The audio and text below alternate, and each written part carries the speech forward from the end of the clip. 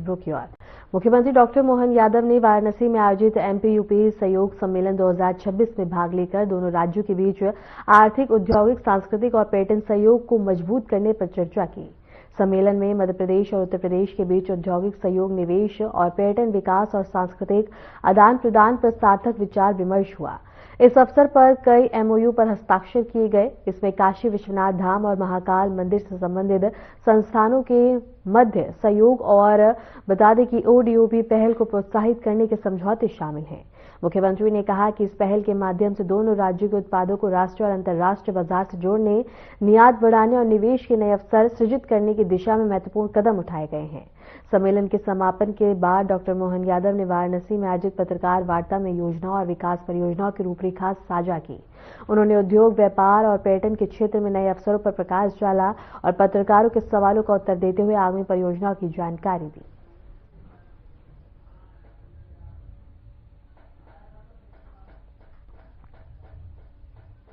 आज रमाडा में जो आयोजन किया गया, बाबा विश्वनाथ की पावन नगरी वाराणसी में मध्य प्रदेश और उत्तर प्रदेश के साझा विकास, सहयोग एवं सांस्कृतिक समन्वय देने का एक नया शुभारंभ हुआ है। यशस्वी प्रधानमंत्री के नेतृत्व में परस्पर दो राज्यों के बीच सौहार्दपूर्ण संबंधों की जो नई गाथा प्रारंभ हुई है, मैं माननीय प्रधानमंत्री जी की इस कर्मस्थली पर इस राज्य के परस्पर सहयोग के इन अनूठे आयोजन में प्रधानमंत्री जी का भी आभार व्यक्त करता हूं। माननीय मुख्यमंत्री उत्तर प्रदेश सरकार माननीय योगी आदित्यनाथ जी का भी अभिनंदन, उनके मंत्रीद्वय माननीय नंदी जी, माननीय सचान साहिब, हम सब ने मिलकर के खास करके मेरे आज के दौरे में धार्मिक पर्यटन का सर्किट का विस्तारीकरण, जो अभी वर्तमान में मथुरा, बनारस, प्रयाग, अयोध्या, भविष्य में उज्जैन, ओंकारेश्वर, मैहर की माताजी, सतना, चित्रकूट, इस तरह से धार्मिक पर्यटन के हमारे परस्पर केंद्रों पर भी हम अपनी साझा विरासत को और मजबूत करें। मां अहिल्या के माध्यम से हमारे धार्मिक पर्यटन केंद्रों पर अतीत के काल में भी ये गौरवशाली पृष्ठ लिखा गया है।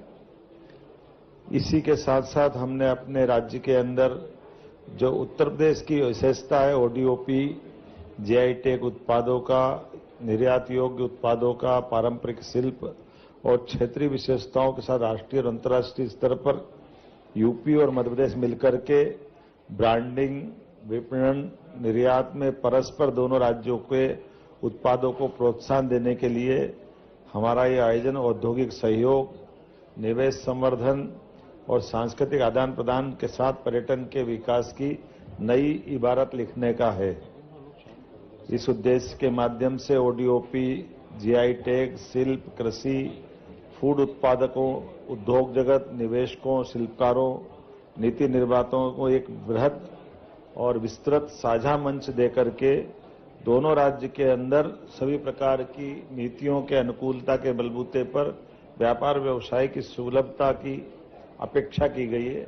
मुझे इस बात की प्रसन्नता, लगभग 400 प्रतिभागियों के माध्यम से हमारे विभिन्न दोनों राज्यों के उद्योगपति, विभिन्न औद्योगिक संगठन के प्रतिनिधि, सूक्ष्म, लघु, मध्यम, एमएसएमई से जुड़े हुए अलग अलग उद्योगों के प्रतिनिधि और ओडीओपी कारीगर और उत्तर प्रदेश सरकार के और मध्य प्रदेश सरकार के अधिकारीगण सम्मिलित रूप से विशिष्ट नागरिकों के साथ इस पूरे आयोजन में शामिल हुए हैं। विभिन्न औद्योगिक संगठन एवं व्यापारिक संस्थाओं की सहभागिता, हमारे दोनों राज्यों के अलावा भी जो देश भर में काम करने वाले हर क्षेत्र के अलग अलग विशिष्ट महत्वपूर्ण हस्तियां भी यहां उपस्थित रही है।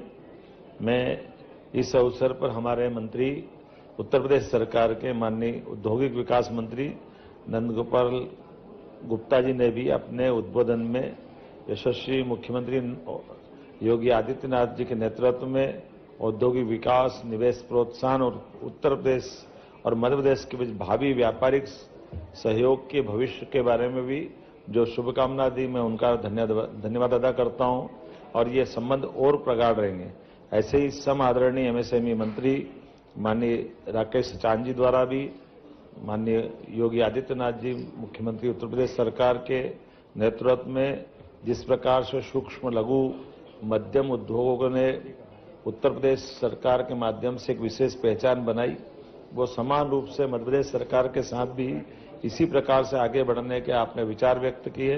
मैं आपका भी आभार मानता हूं। खास करके मध्य प्रदेश शासन के भी हमारे सभी अधिकारियों के साथ औद्योगिक नीति और निवेश प्रोत्साहन विभाग, एमएसएमई विभाग, इनके सभी अधिकारियों के साथ हमने भी हमारी अपनी संभावनाओं पर भविष्य में एक लंबी छलांग लगाने का संकल्प लिया है। इस सम्मेलन में मुख्य रूप से हमारा आकर्षण उत्तर प्रदेश और मध्य प्रदेश के बीच 2 एमओयू करने पे भी रहा है।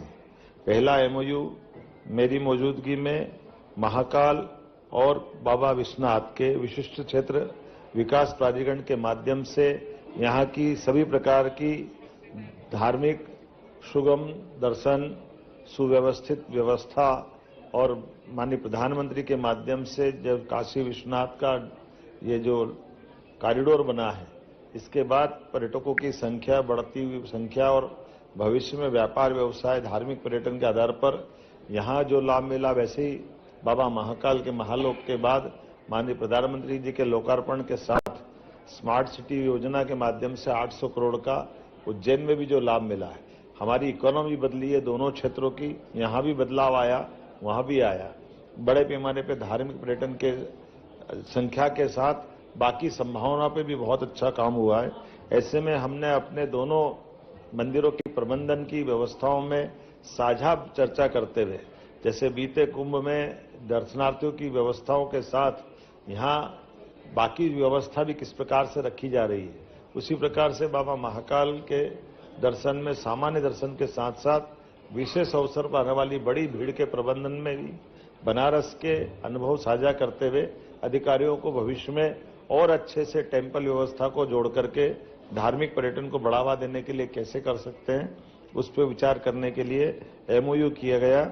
और एक एमओयू हमारा 1 डिस्ट्रिक्ट 1 प्रोडक्ट ओडीओपी को पहल को मजबूत करने का, स्थानीय उत्पादों को राष्ट्रीय स्तर पर पहचान दिलाने का और अंतर्राज्यीय सहयोग के माध्यम से आर्थिक विकास को मजबूत करने की दृष्टि से किया गया है। दोनों राज्यों के ओडीओपी उत्पादों का आदान प्रदान किया गया। स्थानीय उत्पादों को राष्ट्रीय और अंतर्राष्ट्रीय बाजार में उनकी पहचान दिलाने का, भविष्य में मार्केट उपलब्ध कराने का एक बड़ा निर्णय हुआ है। विशेष प्रदर्शनी भी इस अवसर पर दोनों राज्यों के अलग अलग प्रकार के ओडीओपी उत्पादों और जीआई टैग, हस्तशिल्प, पारंपरिक वस्त्रों, निवेश संभावनाओं, औद्योगिक क्षमता, पर्यटन स्थलों पर भी इस पे एक प्रदर्शनी का आयोजन किया गया था, जिसमें मध्य प्रदेश के 14 और उत्तर प्रदेश के 7 प्रदर्शकों द्वारा भाग लिया गया और अपने अपने जिलों के 1 डिस्ट्रिक्ट 1 प्रोडक्ट का उत्पादों का प्रदर्शन भी किया गया। दोनों राज्य के प्रदर्शकों द्वारा हस्तशिल्प, वस्त्र, खाद्य उत्पाद, जीआई टैग उत्पाद और अन्य स्थानीय विशिष्ट उत्पादों का भी प्रदर्शन के स्टॉल लगाए गए थे। मुझे इस बात की प्रसन्नता है, इस प्रदर्शनी के माध्यम से अपनी समूची जानकारी, गुणवत्ता, डिजाइन, पैकेजिंग, ब्रांडिंग, मूल्य निर्धारण, निर्यात संभावना और अंतर्राष्ट्रीय बाजार की मांग और लॉजिस्टिक जैसे विषयों पर गहन संवाद का भी अवसर मिला है, जिसके माध्यम से भविष्य की नवाचार और बाजार रणनीतियों का लाभ दोनों प्रतिस्पर्धी दृष्टि से उत्पादों के इस प्रदर्शकों को मिलेगा। 2 अलग अलग सत्र में हमारा ये कार्यक्रम संपादित हुआ। एक ज्वाइंट आर्टिजन वर्कशॉप सम्मेलन, दूसरा टूरिज्म राउंड टेबल सम्मेलन, जिसमें दोनों सेक्टर को लेकर भविष्य की संभावना पे काम हुआ है। एमपी यूपी सहयोग सम्मेलन के माध्यम से भविष्य में अन्य राज्यों के लिए भी एक बेहतर अवसर उपलब्ध रहेगा और खास करके मध्य प्रदेश और यूपी का संबंध तो सदियों से है। भगवान राम ने अयोध्या के बाद चित्रकूट में 11 वर्ष बिताए थे। इसी प्रकार से भगवान कृष्ण ने भी कंस के काल में कंस को मारने के बाद उज्जैन में शिक्षा ग्रहण की। हमारी कई राज्यों की सीमा, कई जिलों की सीमा दोनों की साझा है। ऐसे बुंदेलखंड से लगा करके महाकौशल का, विंध्य का और चंबल का, ये हमारा साझा बेल्ट है। भविष्य में हमारे और संबंध प्रगाढ़ हो, आपस में 2 सेक्टर में पहले से काम चालू हुआ है। एक सोलर क्षेत्र में मध्य प्रदेश और उत्तर प्रदेश मिलकर के हमारी नवकरणीय ऊर्जा के क्षेत्र में 2000 मेगावाट पे सोलर परियोजना के आधार पर काम करने के लिए हम आगे बढ़ रहे हैं। इसी प्रकार से समान रूप से केन बेतवा नदी जोड़ो अभियान माननीय प्रधानमंत्री के आशीर्वाद से ये बुंदेलखंड के दोनों तरफ के जिलों के लिए एक वरदान की तरह है। जब भारत सरकार 90% ग्रांट देगी, 1 लाख करोड़ की ये बड़ी परियोजना जो क्षेत्र के निवासियों के पीने के पानी, खेतों की सिंचाई के पानी और औद्योगिक संरचनाओं के लिए भी बड़ी महती भूमिका अदा करेगी। आइए हम सब मिलकर के इसी प्रकार इस संबंधों को प्रगाढ़ करते हुए आगे बढ़े। एक सांस्कृतिक विरासत का एक गौरवशाली अतीत विक्रमादित्य काल से भी जुड़ता है।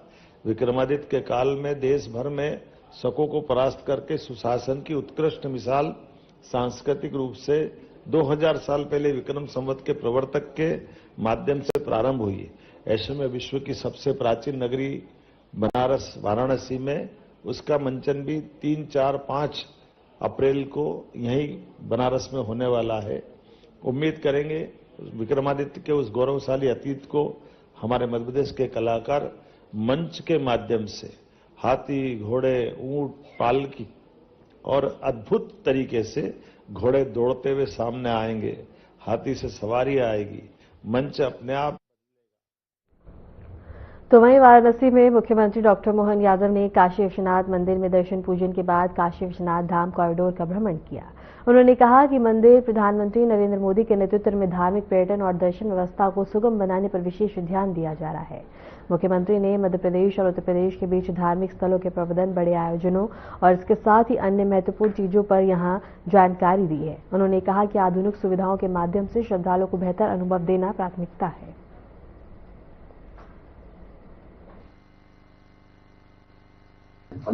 मैं आज बाबा विश्वनाथ धाम में दर्शन करने के साथ यशस्वी प्रधानमंत्री के नेतृत्व में सभी राज्यों में धार्मिक पर्यटन की सुगम व्यवस्था कैसे हो, सुगम दर्शन व्यवस्था कैसे हो, धार्मिक पर्यटन के माध्यम से लोगों की जिंदगी में बदलाव कैसे आए, स्थानीय स्थान पर भी विकास के लिए एक तरह से ये धार्मिक पर्यटन से भी बहुत सारा बदलाव की संभावना है। माननीय प्रधानमंत्री जी के आशीर्वाद से हमारे बाबा महाकाल के महालोक के लोकार्पण के बाद उज्जैन की पूरी इकोनॉमी बदली है। ऐसे में काशी विश्वनाथ धाम पर भी उनके इस काशी विश्वनाथ बाबा के कॉरिडोर बनने के बाद यहाँ भी बदलाव आया। धीरे धीरे जब यात्री संख्या बढ़ रही है, बड़े पैमाने पर हमारे सभी प्रकार के मत मतांतर के आनंद के साथ विकास की नई इबारत लिखी जा रही, तो इसमें परस्पर राज्यों में सौहार्दपूर्ण संबंध बनाते हुए सब क्षेत्रों में काम करने की आवश्यकता है। इसी नाते से आज हमने मध्य प्रदेश और उत्तर प्रदेश सरकार के बाबा विश्वनाथ धाम और महाकालेश्वर धाम के बीच में सारी व्यवस्थाओं की सुव्यवस्थाओं पे परस्पर अपनी अच्छी जानकारियों का आदान प्रदान करें, इसका एक एमओयू भी हम करने वाले हैं।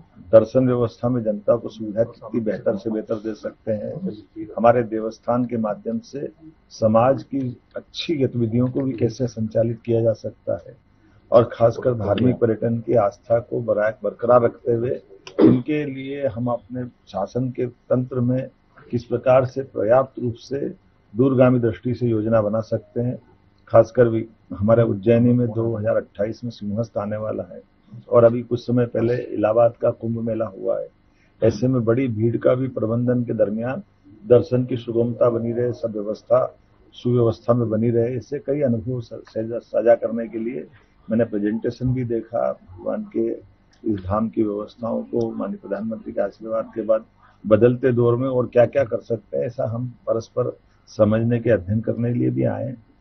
आज एक और कारण से मैं यहाँ आया हूँ। आज हमारे अपने लोगों को रोजगार दिलाने की दृष्टि से देश भर में माननीय प्रधानमंत्री के आशीर्वाद के बाद जो एमएसएमई इंडस्ट्री है, लघु कुटीर इंडस्ट्री है और हैवी इंडस्ट्रियां हैं, ये दोनों राज्य सरकारों के साथ व्यापार व्यवसाय में भी राज्य की समृद्धि के लिए, युवाओं को रोजगार के लिए, गरीबों की जिंदगी बेहतर करने के लिए और स्थानीय अलग अलग प्रकार के उत्पाद पे प्रॉपर तरीके से उनकी कीमत मिले और राज्य की समृद्धि हो, देश की समृद्धि में, निर्यात में हमारी भूमिका कैसे निभा सकते हैं, इसको लेकर के एक बड़ा हमारा रोड शो भी होने वाला है। उसी के साथ मैं एक जानकारी भी देना चाहूँगा। हमारे मध्य प्रदेश सरकार में कल्चर मिनिस्ट्री से विक्रमादित्य शोध संस्थान के माध्यम से सम्राट विक्रमादित्य के जीवन को लेकर के उनके विभिन्न प्रकार की रिसर्च भी चल रही है, फेलोशिप भी दे रहे हैं। लेकिन विक्रमादित्य के जीवन का विराट रूप एक लोक रंजन के माध्यम से, महानाट्य के माध्यम से भी सबके सामने आए। इसलिए बाबा विश्वनाथ धाम पर भी 3, 4, 5 अप्रैल को ये आयोजन होने वाला है। उनके लिए भी मध्य प्रदेश सरकार के माध्यम से हमारे सभी आयोजक गण भी यहाँ उपस्थित हैं और वो अपनी प्रबंधन देखेंगे। हम उम्मीद करेंगे विरासत से विकास के माननीय प्रधानमंत्री के इस ध्येय वाक्य के बलबूते पर विक्रमादित्य और उनका सुशासन, विक्रमादित्य उनकी न्यायप्रियता, विक्रमादित्य और उनके गुड गवर्नेंस के साथ लोकतंत्र के प्रति बड़ी भावना, मैं मान के चलता हूँ कि विक्रमादित्य के विविध पक्षों को सबके सामने लाने में ये नाट्य विधा के माध्यम से, नाट्य विधा हमारी पुरानी विधा भी है। ऐसे में इस पुरानी विधा में हाथी, घोड़े, ऊंट, पालकी सबके बीच में एक बड़ा ड्रामा, बड़ा नाटक कैसे हो सकता है, वो भी अद्भुत एक अवसर रहेगा जिसमें 300-400 कलाकार मिलकर के वो प्रकटीकरण करेंगे। आज के इस दौर में ये विधा को पुनर्स्थापित करने के लिए भी हमने कल्चर मिनिस्ट्री से प्रयास किया है। उम्मीद करेंगे सब मिलाकर इसको अच्छे से अच्छा करें। यूपी सरकार इसमें बराबर मदद कर रही है। माननीय मुख्यमंत्री जी और उनके माननीय मंत्रीगण हमारे बीच में, माननीय नंदी जी, माननीय सचान जी, माननीय गिरीश यादव जी, ये सब अपने अपने विभागों के माध्यम से हम आज दिन में इसके ऊपर भी बात करने वाले, काम करने वाले, और उम्मीद करेंगे कि हमारी सबकी जन कल्याणकारी सभी व्यवस्थाओं में शासन के सभी विभागों की दक्षता से काम करने के लिए अवसर मिले। मुझे खासकर उत्तर प्रदेश बड़ी आबादी का बड़ा राज्य है और ऐसे समय में माननीय प्रधानमंत्री के आशीर्वाद से अलग अलग राज्य अपने अपने ढंग से अपनी गुड गवर्नेंस की परस्पर साझा संस्कृति को विकसित कर रहे हैं। वो समय चला गया जब राज्यों के बीच प्रतिस्पर्धा, लेकिन उसमें कटुता आती थी। आज का समय सौहार्दपूर्ण संबंध बनाए रखने का है। ऐसे में केन बेतवा नदी जोड़ों में भी हम लोग दोनों राज्य मिलकर काम कर रहे हैं। माननीय प्रधानमंत्री जी ने 90% राशि उसमें भी दी है। सोलर परियोजना पे भी हमारा राज्य काम कर रहा है, जिसके माध्यम से हम दोनों राज्य के बीच 2000 मेगावाट की एक सोलर एनर्जी का बड़ा सेक्टर पे काम कर रहे हैं, जिसमें 6 महीने बिजली हम हमारे किसानों के लिए दिलाएंगे और 6 महीने उत्तर प्रदेश के किसान भाई लेंगे। ऐसे कई कारणों से मध्य प्रदेश और उत्तर प्रदेश के संबंध बहुत सौहार्द बन रहे हैं और उम्मीद करेंगे लगातार बने रहे। मंत्री जी, अभी आपने बैठक की है और तमाम सुझाव लिए, अच्छी चीजों को देखा है, तो काशी विश्वनाथ धाम कॉरिडोर का प्रबंधन कैसा लगा आपको? बहुत अच्छा लगा। माननीय प्रधानमंत्री जी ने जिस प्रकार से इसकी शुरुआत की थी और यहाँ के लोगों ने उसको सहजता से स्वीकार करते हुए एक योगदान दे करके बड़ा काम किया। क्योंकि ये जैसे बाबा विश्वनाथ का धाम हो, उज्जैन हो, हरिद्वार हो, ये काशी, कांची, अवंतिका, पुरी, द्वारावती, ये जो हमारी सप्त नगरियां हैं, हजारों साल से इनकी पवित्रता है, पूरे विश्व के सनातन धर्मियों के लिए बड़ी आस्था है। ऐसे में हमारे स्थानीय लोग भी और बाहर से आने वाले लोग भी सुगमता से सब चीजों के अंदर भागीदार भी बने और दर्शन करके अपनी आस्था के प्रति जो मन का विश्वास है उसको मजबूत करने में सरलता रहे। इसलिए सरकारों का काम है कि सब व्यवस्थाओं को सुव्यवस्थित बनाए रखें। होने वाला है दौरा है ओडीओपी के लिहाज से। ओडीओपी में बहुत अच्छा काम हुआ है यूपी में, और यूपी में माननीय मुख्यमंत्री जी आदित्यनाथ जी ने इस पर काम किया। माननीय मंत्रीगणों का इसमें बड़ा योगदान है। हमारी सरकार भी इस वक्त बहुत काम कर रही है। इसलिए दोनों राज्यों के बीच और क्या बेहतर हो सकता है, इस पर भी हम चर्चा। सर, आप चूंकि आप शिव के उपासक हैं, तो काशी और उज्जैन को लेकर भी कोई आज घोषणाएं हो सकती हैं, इसकी भी उम्मीद की जाए? है लगातार हमारी तो पुरानी प्राचीन नगरियां हैं, हजारों साल से यहाँ सतयुग के हरिश्चंद्र के काल से लेकर के काशी की महिमा अलग अलग प्रकार से जानी जाती है। हम उम्मीद कर रहे हैं कि इस सिलसिले को बनाए रखने के लिए धार्मिक पर्यटन के साथ लघु कुटीर उद्योग में भी बनारसी साड़ी से लेकर व्यापार व्यवसाय की बड़ी समृद्ध नगरी विरासत रही है। ऐसे में हमारे यहाँ चंदेरी साड़ी, माहेश्वरी साड़ी, लघु कुटीर उद्योग के बहुत सारे आयामों पर हम काम कर रहे हैं। इसको और बढ़ा सिंगल्स होने वाला है। ऐसे में क्या लगता है आपको, जो भीड़ का मैनेजमेंट है, जिस तरीके से कुंभ, मैंने प्रारंभ में इसमें बात कही है कि ये जो इलाहाबाद के कुंभ में भी हमने टीम भेजी थी, बाद में भी अधिकारीगण यहाँ भी आज भी आए हैं। हमारे सिंहस्थ के बड़े आयोजन में ये विश्व का सबसे बड़ा मेला है तो उसके सुप्रबंधन के यहाँ के अनुभव के बलबूते पर हमारे राज्य में भी कैसे लाभ मिलेगा उसकी जानकारी भी लेने के लिए और इस आधार पर प्लान बनाने के लिए यही दो। बॉलीवुड अभिनेता अक्षय कुमार और वरिष्ठ अभिनेत्री डिंपल ने उज्जैन के प्रसिद्ध महाकालेश्वर मंदिर में दर्शन किए। मंदिर में पहुंचकर उन्होंने भोलेनाथ की आराधना की और भक्तों के बीच आशीर्वाद भी लिया। मंदिर प्रशासन ने बताया कि दोनों कलाकारों का स्वागत किया गया और सुरक्षा व्यवस्था के बीच उन्होंने मंदिर परिसर का दौरा किया। दर्शन के दौरान श्रद्धालुओं में उत्साह का माहौल देखा गया। अक्षय कुमार और डिंपल कपाड़िया के दर्शन से मंदिर में उपस्थित लोगों ने उनका आशीर्वाद लिया और उनकी झलक पाने के लिए काफी उत्साहित नजर आए हैं।